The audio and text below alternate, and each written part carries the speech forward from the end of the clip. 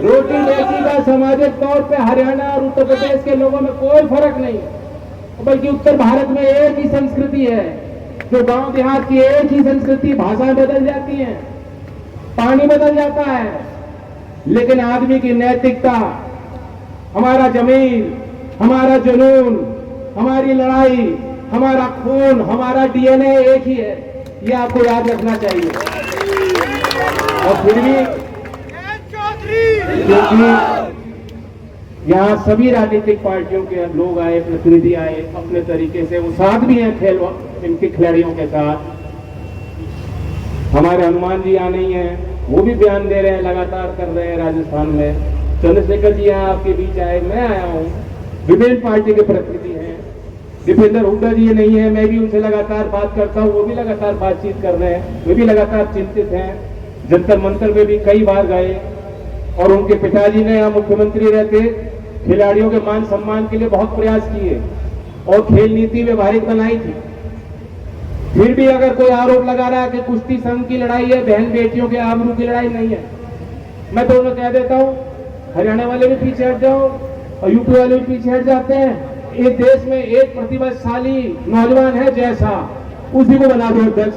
हम नहीं कहते कुछ, बहुत बढ़िया उनका खिलाड़ी है, उन्हीं को अध्यक्ष बना दो, कोई खिलाड़ी भी आपत्ति नहीं करेगा। लड़ाई बहुत बड़ी है, कहां ले जा रहे हो उस बात को? क्या मतलब है उन बातों से? मैं सार्वजनिक तौर पर कह चुका हूं, आज इस मंच से फिर कहता हूं, ये कोई राजनीतिक लड़ाई, हमारे आपस के झगड़े की लड़ाई की बात नहीं है। मैं अपने पार्टी का राष्ट्रीय अध्यक्ष हूं, लेकिन राष्ट्रीय अध्यक्ष बाद में हूं। मैं राज्यसभा का सदस्य हूं आपके आशीर्वाद से, लेकिन राज्यसभा की सीट बाद में है। मैं पहले भाई हूं अपनी बहनों का, इनके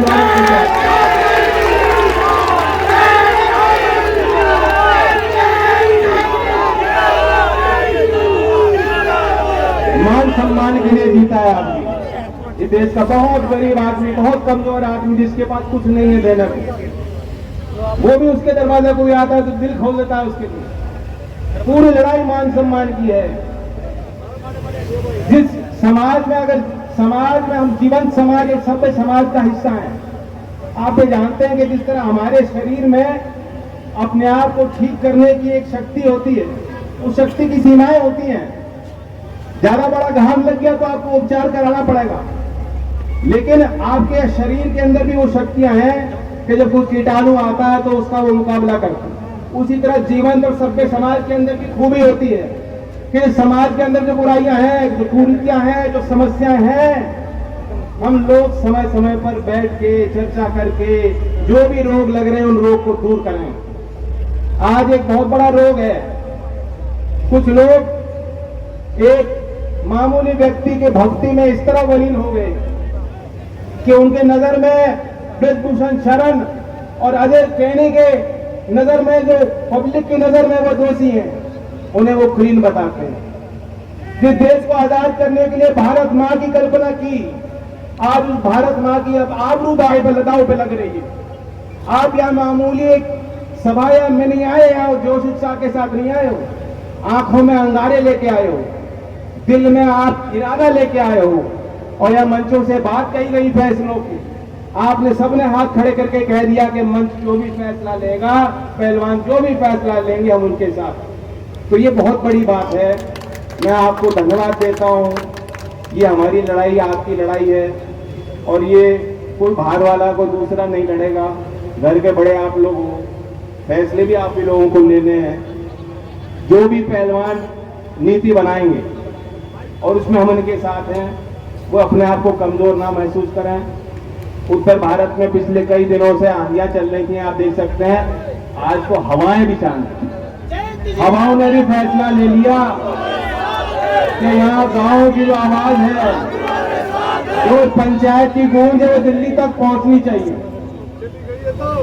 तो एक प्राकृतिक चीज होती है, कुछ चीज बढ़त हासिल करती है, फिर अपने आप जनता उसे देखती है, परखती है, पहचानती है, फिर उससे अलग हटना शुरू करती है। तो अंधभक्ति जो लोग कर रहे थे, उनकी आंखें खुल रही हैं बेरोजगारी के कारण, किसान के बढ़ रहे बोझ के कारण, किसानों के कष्ट के कारण। और अब ये जो आखिरी जो एक को था कसर रही थी, वो कसर उन्होंने दूर कर दी। जिस व्यक्ति ने 2016 में जब मेडल जीता साक्षी के लिए ट्वीट किया और ये कहा था कि रक्षाबंधन के दिन देश की बेटी ने मेडल जीता है। जिस व्यक्ति ने विनेश फोगाट को बुलाकर कहा, विनेश तुम मेरे परिवार की हो, आज उनकी नजर में निगाह में प्रेम भाव है तो इनके लिए नहीं है, अगर है तो उनके टीम के सदस्य, उनके परिवार के सदस्य ब्रजभूषण शरण जी उनको दिखाई दे रहे हैं। तो सुधार अपने आप आएगा। यह तरह तरह की बात हुई, मैं किसी भी आक्रामक फैसले के पक्ष में नहीं रहूंगा।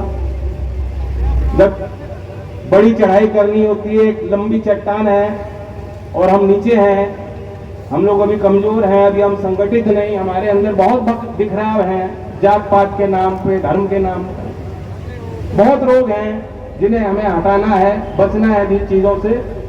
तो चढ़ाई एकदम नहीं होगी, एक कदम लेके हमें देखना होगा, अपनी शक्तियों को फिर संगठित करना होगा, एकाग्रता के साथ आगे बढ़ना होगा, धैर्य के साथ आगे बढ़ना। मैं पहलवानों को भी कहता हूं, आप ये मत सोचिएगा कि एक पंचायत हो जाएगी और फैसला हो जाएगा और आपके हित में सरकार जो आज सोई हुई है वो जाग जाएगी, ऐसा नहीं है। इस सरकार की नीति है, जनता लाख बार कह दे, ये अपनी आंख जानबूझकर इन्होंने बंद रखी है। जब इन्हें आपकी जरूरत होती है, आपको बगल में रखकर इन्हें को लाभ दिखाई देता है तो बिना न्योता दिए आपको हाथ पकड़ के लाते हैं।